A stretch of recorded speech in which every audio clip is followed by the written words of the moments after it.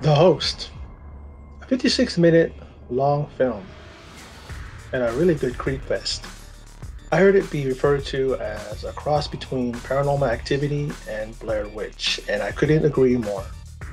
It's about all these friends, six of them, who gather over Zoom to have a seance with a lady named Ceylon. And of course, in the course of the seance, it's revealed that she always says the word astral plane. So they decided, let's take a shot every time she says it. Now, wouldn't it be you do it when someone says it as a word that they always like to say, not a word that she has to say? Think about it. But Radina and Teddy, two of the friends, are the ones that are taking a shot every time Salem says the word. And then everybody else joins in and then they take a shot as well. But then Teddy abruptly leaves because of her his dumb broad girlfriend, wife, whatever she was. So he turns off his cam. And even though, and I guess maybe good for him because he won't be visited by the seance spooky. That's what they refer to the ghost as a spooky. My favorite part, and this would kind of come to bite him in the ass later on, is when Jemma makes up a story about a friend of hers, a little boy, hanging himself. And as Ceylon is trying to, talk to him, that her connection gets cut off, and then what happens is that they look at her and she's pretending like she's crying, right? She was pretty emotional telling it, and then she looks up and smiles, and it was funny the way she did it. But as my thoughts and my review goes on, you're gonna find out that it wasn't too right for her to do that. Now, because of this, there's an argument. And during the argument, Haley is thrown back in her chair, and now the fun begins. I noticed every time something would make a noise in their house, whomever's house, they would always bring their camera with them, their laptop with them, and all that. And I'm pretty sure that's because the director remote directed this film. So, they're their individual. So they're pretty much their individual camera person, because he's not there to film it. And that's why I read that, and after I did the trailer reaction, and I'm like going, wow, that's pretty, that's pretty cool, that they're able to pull that off. Now, all of a sudden, things start happening, and we start seeing images of like someone hanging. Like Caroline, she went up to her attic, and you see in the back behind her, there's like the legs hanging. And then when she goes back, she looks back, it's not there. Now, Ceylon is contacted, and she tells him that since Jemma made up Jack, that by doing that, they invited in a false spirit. She was asking, because they lost contact with her, and when they got her back, she was asking her about Jack.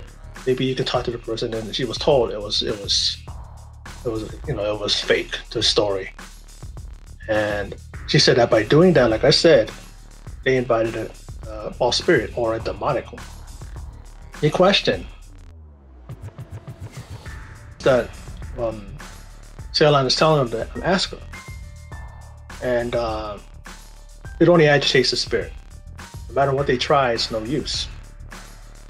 Now, Caroline is the most hysterical. She's the one that went up to her attic, and she's hysterical. She's in tears.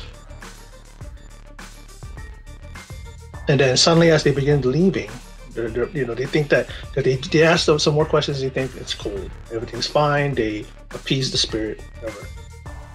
As they're thinking, they're starting to to leave. Caroline is the first to disappear.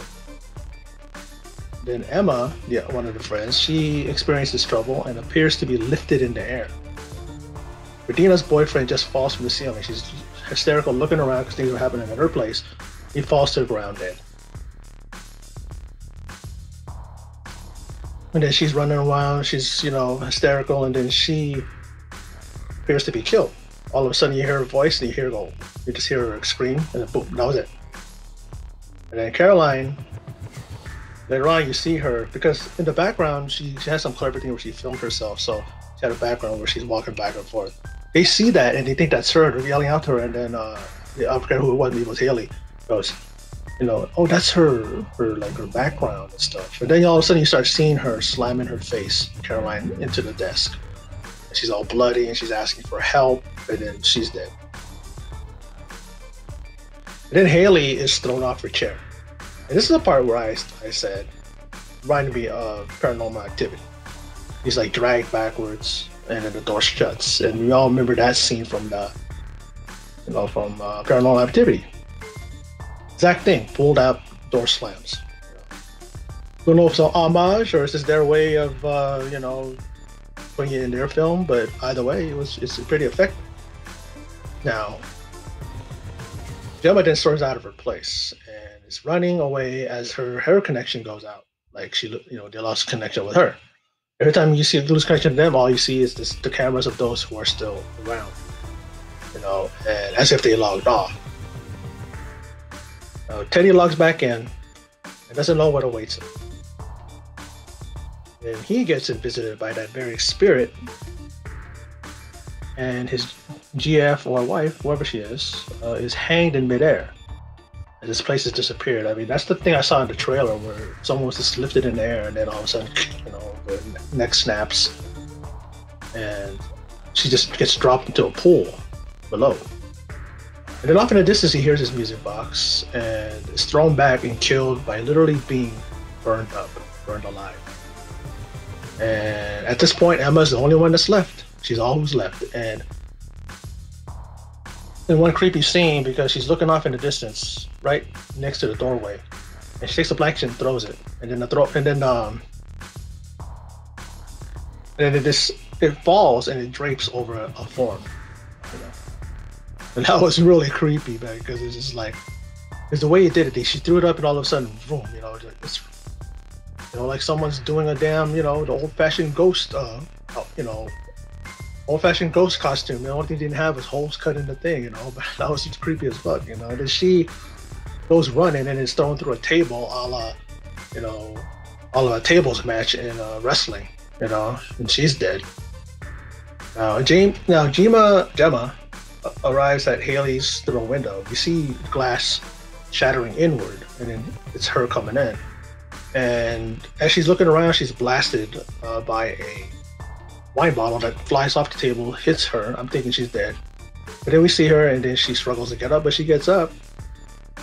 And after being knocked down and bloodied, and then she gets up and finds Haley. Now, Haley, in front of Jemma, starts taking pictures, and on the fourth one, a demonic ghost just leaps forward, and then that's it. If I had a problem with the thing, just that ending, because we've seen that before. I understand that we know what happens next. Those two are dead. Because whoever that thing, that demonic spirit visits, dead. But other than that, this was really, really a good film. 56 minutes long. And it was perfect. You know what I mean? Like, they got everything in. They got the classic, scares and the chills and just the normal, usual scare fest. And it was really good in this film. I like how they did it, and kudos to the director who remotely filmed this. And you can see that he used his actors there as cameramen. Very clever, and it's funny because I tweeted this out, the trailer reaction I did to this film, and the actress Jemma Moore, who plays Jemma, she actually retweeted and liked my tweet, and hopefully she gets to see this, and hopefully some of the others do, because of course I always put my hashtags on my tweets, and I believe that's how Jemma Moore found my tweet. I just want to say that if any of you see this, that you did a great job, and it was an awesome film. Great, just classic way of doing a horror movie. Not a lot of fancy stuff. I mean, this movie shows that you can just use your camera and some, like they say, parlor tricks and stuff like that. Some blood here and there, but it was just perfect. No CGI. Nothing needed to get you some cheap horror, cheap thrills there. It's just straight up old-fashioned way. the way they used to do it back in the day, you know, back in the like 50s, 60s, 70s, you know, the classic days, maybe even way back to the 40s. I mean, sometimes that's all you need. And I'm glad that not only did I stumble upon the trailer, but also I got to see this movie. And it's available on Shudder, the streaming service, a very good service. I'm finding myself doing trailer reactions to their movies, and then I do the movie review of that same movie. I might be doing that every week, unless there's a new movie that comes out, and I'll do that on this video. You know, the videos I do for this time. But yeah, I highly recommend it. And like I said again, good job to those involved. Really, really good scare, and I absolutely loved it. I think it was what a horror movie should be. Like I said, not a lot of fancy stuff, trickery, not a lot of CGI, just good old-fashioned just scares, you know, like using good camera angles and nothing like that, you know. But well, that's my video. My thoughts on Host. Like I said, I highly recommend it. Very, very good old-fashioned type of film, horror film, I should say. Like I said, I totally agree with that person who said that it's a cross between Paranormal Activity and Blair Witch, and I agree. So for those of you who stopped by and checked out my video, I appreciate it. And in closing, and as always, take care.